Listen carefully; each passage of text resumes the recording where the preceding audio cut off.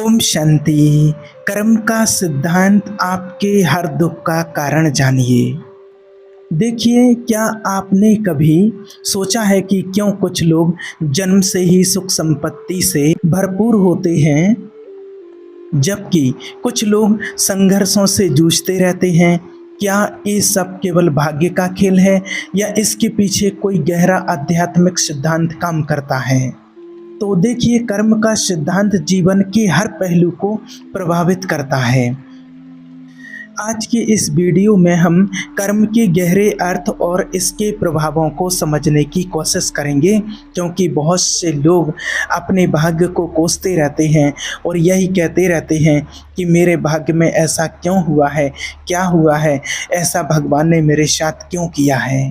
तो आज हम जानेंगे कि वास्तव में कर्म है क्या। देखिए, अच्छे और बुरे कर्मों का हमारी आत्मा पर क्या प्रभाव पड़ता है, कैसे हम वर्तमान कर्मों को बदलकर अपने भविष्य को नया आकार दे सकते हैं। आइए जानते हैं हम इस वीडियो में कैसे कर्म का नियम आपके जीवन को बदल सकता है और आपको आंतरिक शांति और सुख प्राप्त करने में मदद कर सकता है। तो सबसे पहले जानेंगे कि कर्म क्या है। तो देखिए, कर्म का वास्तविक अर्थ, जब हम कर्म शब्द सुनते हैं तो अक्सर हमारे मन में यही आता है कि अच्छे काम करो तो अच्छा फल मिलेगा और बुरे करोगे तो बुरा। लेकिन वास्तव में कर्म का अर्थ केवल किया गया कार्य नहीं है कि जो आपने किया है अच्छा या बुरा सिर्फ वो ही हो, सिर्फ उतना ही नहीं है। ये उससे कहीं गहरा और आध्यात्मिक है। कर्म वह सूक्ष्म बीज है जो हर विचार, भावना और क्रिया के रूप में बोया जाता है और समय आने पर उसका फल आत्मा को भोगना ही पड़ता है।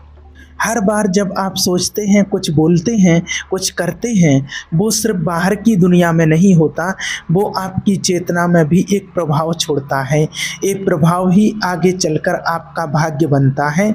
सोचो, अगर आप किसी को ठेस पहुंचाते हो तो केवल उसके लिए नहीं, अपने भीतर भी एक कंपन बनाते हो जो आगे चलकर आपको ही दुख देगा।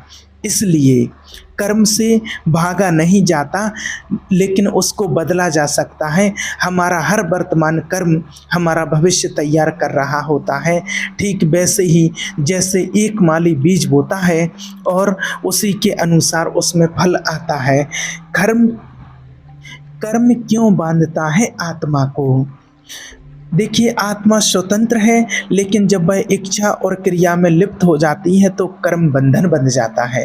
हर अधूरी इच्छा, हर अपूर्ण अनुभव आत्मा को फिर से जन्म लेने के लिए मजबूर करता है। हमारा चेतन मन भूल सकता है, लेकिन आत्मा कभी नहीं भूलती। वो हर कर्म, हर प्रतिक्रिया, हर भावना को स्मृति की तरह सहेजती है और वही आगे की यात्रा का कारण बनती है। देखिए, कर्म 3 प्रकार का होता है। संचित कर्म, वो सारे कर्म जो आपने पिछले जन्मों में किए थे और अब तक फलित नहीं हुए हैं। प्रारब्ध कर्म, वो भाग्य जो अभी के जीवन में आपको मिल रहा है। आपका वर्तमान क्रियमाण कर्म जो आप अभी कर रहे हैं और आगे उसका आपको फल मिलेगा। क्रियमाण कर्म ही वह जगह है जहाँ से मुक्ति की शुरुआत होती है। आप हर पल चुनाव कर रहे हैं, अंधकार या प्रकाश का। कर्म वही जन्म लेता है जहाँ इच्छा होती है। अगर कोई इच्छा पूरी नहीं हुई तो वह एक नया कर्म बनकर आत्मा को पुनः संसार में खींच कर के लाता है। इसीलिए मुक्ति का मार्ग इच्छा की समाप्ति से होकर के जाता है। और कर्म को केवल अच्छे कार्यों से नहीं, सचेत जीवन और ध्यान के माध्यम से नियंत्रित किया जा सकता है। जब आप भगवान के ध्यान में स्थिर हो जाते हैं, मेडिटेशन करते हैं, तो कर्म का बीज जलने लगता है, मन शांत होता है और आत्मा अपनी स्वतंत्रता को पुनः महसूस करने लगती है। अच्छा और बुरा कर्म कैसे काम करता है? कर्म का गुप्त विज्ञान कर्म का सिद्धांत जितना सीधा लगता है उतना ही गहरा भी है। हम जो भी कार्य करते हैं वो केवल बाहरी स्तर पर नहीं, हमारी आत्मा की ऊर्जा पर भी असर डालते हैं। हर कर्म एक ऊर्जा होती है और ये ऊर्जा कभी नष्ट नहीं होती, बल्कि लौटकर हमारे पास ज़रूर आती है। सबसे पहला सवाल यही उठता है, क्या सही है और क्या गलत? तो देखिए, किसी कार्य को अच्छा या बुरा वही माना जाएगा जो आपकी आत्मा को ईश्वर से जोड़ता है या उससे दूर ले जाता है। अगर आपका कर्म स्वार्थ, क्रोध, मोह या घृणा से प्रेरित है तो वह आत्मा को बंधन में डालता है, लेकिन अगर आप प्रेम, सेवा, त्याग और करुणा से प्रेरित होकर कर्म कर रहे हैं तो वह आपको ईश्वर के करीब ले जाता है। इसलिए अच्छा और बुरा कोई बाहरी सामाजिक नियम नहीं, बल्कि आंतरिक आत्मा की चेतना से तय होता है। कर्म केवल किया गया काम नहीं, उसके पीछे की भावना भी है। परमपिता परमात्मा हमें यही समझाते हैं कि कर्म का फल सिर्फ कार्य पर नहीं, भावना पर निर्भर करता है। उदाहरण के लिए, अगर कोई भूखा है और आप उसे खाना देते हैं लेकिन अंदर ही अंदर घृणा या अहंकार रखते हैं तो यह कर्म बंधन बना देगा। वहीं अगर आप किसी की मदद करते हुए निस्वार्थ प्रेम में रहते हैं तो वह कर्म आत्मा को ऊपर उठाता है। इसलिए वह कहते हैं कि आप क्या कर रहे हैं उससे ज़्यादा ज़रूरी है कि आप क्या कर रहे हैं, उससे ज़्यादा ज़रूरी है कि आप किस भावना से कर रहे हैं। कर्म का चक्र कैसे काम करता है? देखिए, हर कर्म एक ऊर्जा तरंग बनाता है जो ब्रह्मांड में घूमती रहती है और उपयुक्त समय पर वो आपके पास लौट करके आती है। कई बार ये ऊर्जा तुरंत किसी को चोट पहुंचाने पर आपको गिल्ट या तनाव हो जाना, और कई बार एक कई वर्षों या जन्मों के बाद वापस आती है। इसलिए इसे कर्म का चक्र, साइकिल ऑफ कर्म कहा जाता है। ये कभी नहीं रुकता है जब तक कि आत्मा उससे ऊपर न उठ जाए। और एक बात याद रखिए कि कर्म का फल हमेशा उसी समय नहीं आता जब कर्म किया गया हो। जैसे कोई बीज बोने पर तुरंत फल नहीं आता है, उसी तरह कर्म का परिणाम भी समय लेता है। कुछ फल तुरंत मिलते हैं, कुछ समय लेते हैं और कुछ जन्मों तक पीछा करते हैं। इसीलिए जीवन में जो अच्छा बुरा हमें मिल रहा है वो सिर्फ इस जीवन के कर्मों का नहीं, पिछले जन्मों के भी कहानी होती है। इसलिए अच्छे कर्म करो और उनसे भी बंधो मत। निस्वार्थ सेवा ही मुक्त कर्म है। बुरा कर्म कैसे सुधारा जा सकता है? तो देखिए, बुरे कर्म का कोई अंत नहीं है। हर बुरे कर्म के ऊपर एक अच्छा कर्म किया जा सकता है, लेकिन केवल तब जब वो सच्चे पश्चाताप और ईश्वर से जुड़ा हुआ हो। आपने किसी को दुख दिया है, किसी के साथ आपने बुरा किया है और आपको उसका पश्चाताप हो और भगवान से आप माफ़ी मांगते हैं और पश्चाताप करके आप भगवान का ध्यान करते हैं, उससे जुड़ा हुआ हो। जैसे ध्यान, प्रायश्चित, सेवा और सबसे ऊपर ईश्वर से सच्चा संबंध, ये सब मिलकर के पुराने कर्मों को धीरे धीरे जलाना शुरू कर देते हैं। ध्यान और संकल्प कर्म को बदलने की पूंजी। योग साधना आत्मा को इतनी ऊंचाई पर ले जाती है कि वह कर्म का प्रभाव वहाँ पर कम हो जाता है और ध्यान की गहराई में जाकर हम अपने अंदर के कर्म संस्कारों को शांत कर सकते हैं। परमात्मा कहते हैं, कर्म भाग्य नहीं है, वह एक योजना है और आप उस योजना को फिर से लिख सकते हैं। कर्म कोई दंड नहीं है, यह एक शिक्षा प्रणाली है जिसे ईश्वर ने आत्मा को परिपक्व बनाने के लिए रचा है। और कर्म को बदलने की शक्ति हमारे ही अंदर होती है। अपने विचार, अपनी भावना और कार्यों में जागरूकता ला करके जो आपको आज मिला है वो आपके कर्मों का ही फल है, लेकिन आपका आने वाला कल आपके आज के कर्मों पर निर्भर करता है। हम सब ने कभी ना कभी यह सवाल जरूर सोचा होगा कि क्या यह जीवन ही सब कुछ है? क्या मृत्यु के बाद कुछ बचता है? तो देखिए, आत्मा कभी मरती नहीं है। यह केवल पुराने वस्त्रों को उतारकर नए वस्त्र पहनती है, जिसे हम जन्म और मृत्यु कहते हैं। पुनर्जन्म क्यों होता है? पुनर्जन्म का आधार केवल शरीर की मृत्यु नहीं है, बल्कि अधूरी इच्छाएं और अधूरे कर्म होते हैं। आत्मा इस संसार में आती जाती रहती है जब तक वे अपने कर्मों से मुक्त नहीं होती है। हर जन्म आत्मा को एक और मौका देता है अधूरे काम पूरे करने का, अधूरी सीखें लेने का, और सबसे बढ़कर ईश्वर को पहचानने का और ईश्वर से जुड़ने का। कर्म ही आत्मा को पुनर्जन्म के लिए मजबूत करता है। कल्पना कीजिए कि आपके जीवन में कई इच्छाएं अधूरी हैं, कुछ प्रेममय, कुछ धनमय, कुछ प्रतिष्ठा में। ये सारी इच्छाएं कर्म संस्कार बन जाती हैं, जो आत्मा के साथ जुड़ जाती हैं। जब शरीर आपका नष्ट होता है, आत्मा इन अधूरी इच्छाओं और कर्मों के साथ अगले जन्म की यात्रा शुरू करती है। यही कारण है कि कई बार हम बचपन से ही कुछ विशेष गुणों, आदतों या समस्याओं के साथ हम पैदा होते हैं। ये सब पूर्व जन्म के कर्मों का प्रभाव होता है। जन्म लेने की प्रक्रिया क्या होती है? देखिए, पुनर्जन्म की प्रक्रिया को हम बहुत ही सुंदर शब्दों में समझने की कोशिश करेंगे। जैसे कोई सिनेमा प्रोजेक्टर फिल्म के फ्रेम को उजाले में लाता है, वैसे ही ब्रह्मांडीय शक्ति आत्मा के पुराने कर्मों को उजागर करती है और नया जीवन रचती है। पुनर्जन्म कोई रहस्य नहीं, बल्कि कर्म का प्राकृतिक परिणाम है। परमपिता परमात्मा हमें यही सिखाते हैं कि हम अपने कर्मों के जरिए अपने भविष्य को नियंत्रित कर सकते हैं, और अगर हम सच्ची साधना करें तो एक दिन ऐसा भी आएगा जब आत्मा संपूर्ण पवित्र और परिपूर्ण हो जाती है।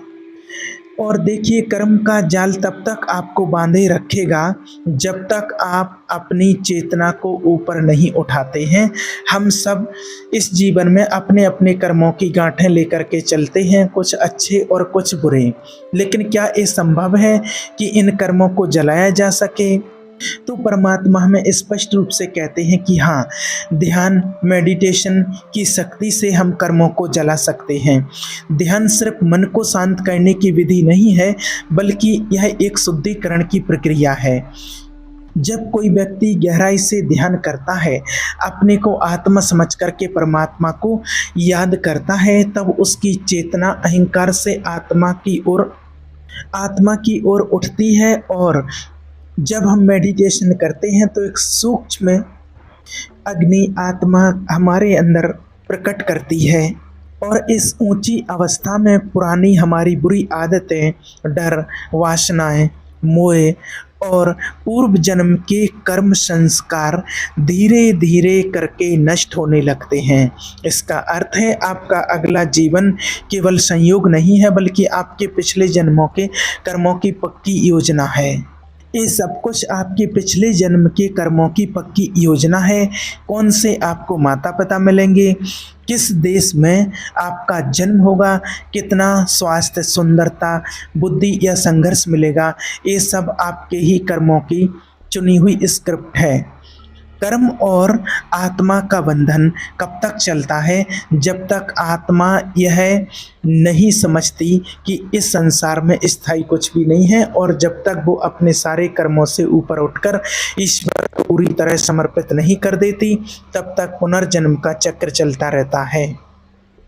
और इसको माया का चक्र कहा जाता है, जहाँ आत्मा भूल जाती है कि वो परमात्मा, परमपिता की संतान है, ईश्वर की संतान है, और खुद को शरीर, नाम, पहचान और दुनिया के बंधनों में उलझा लेती है। ध्यान की अग्नि में कर्म जलता है, जैसे सूर्य की गर्मी में हिम पिघलता है। इसलिए योगी और तपस्वी अपने शिष्यों को एक विशेष ध्यान क्रिया योग सिखाते हैं, और एक विशेष ध्यान प्रक्रिया जो आत्मा को तेजी से ऊपर उठाती है। कर्म कोई पत्थर पर लिखी सजा नहीं है, बल्कि आपके मन में बने सूक्ष्म संस्कारों का ही रिकॉर्ड होता है। ध्यान करते समय जब आप अपने भीतर मौन और शांति में उतरते हैं, आप उस चेतना को छूते हैं जहाँ कोई कर्म, कोई अहंकार, कोई दुख नहीं रहता है। जहाँ आत्मा रहती है, जहाँ आत्मा अपने पूर्ण स्वरूप में रहती है, वहाँ बुराइयों का कोई प्रभाव नहीं चलता है। इसलिए जितनी बार ध्यान में बैठते हैं, उतनी बार आप कर्म के प्रभाव से मुक्त होने लगते हैं। भगवान का ध्यान ऊपर उठने का कर्म से सबसे शक्तिशाली मार्ग होता है। और जहाँ सच्ची भक्ति होती है, भगवान का ध्यान किया जाता है। जब हम अपने जीवन में सच्चे हृदय से भगवान का ध्यान करते हैं, तो वहाँ ईश्वर स्वयं होते हैं। जब हम उनको पुकारते हैं और कहते हैं, प्रभु को पुकारते हैं, प्रेम से जपते हैं, जब हम हर परिस्थिति में उनका सहारा लेते हैं, तब ईश्वर की कृपा हमारे कर्मों की दिशा बदल देती है। और भगवान के ध्यान से वह शक्ति मिलती है जो कर्मों के बीज को उगने ही नहीं देती है। मान लीजिए आपने पिछले जन्म में कोई बुरा कर्म किया, जिसका फल इस जन्म में दुख के रूप में सामने आने वाला है।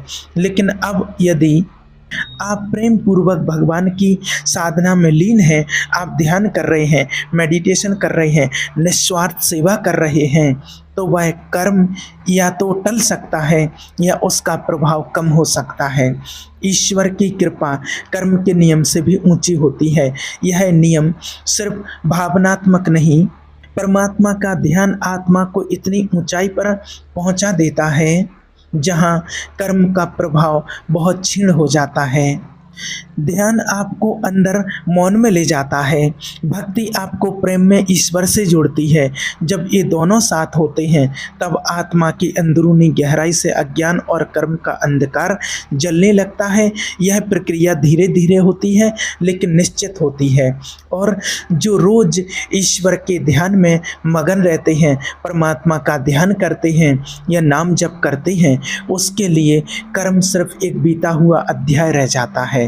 क्या सभी कर्म जल सकते हैं, मिट सकते हैं? हाँ, लेकिन इसके लिए सच्ची साधना और ईश्वर में पूर्ण विश्वास चाहिए।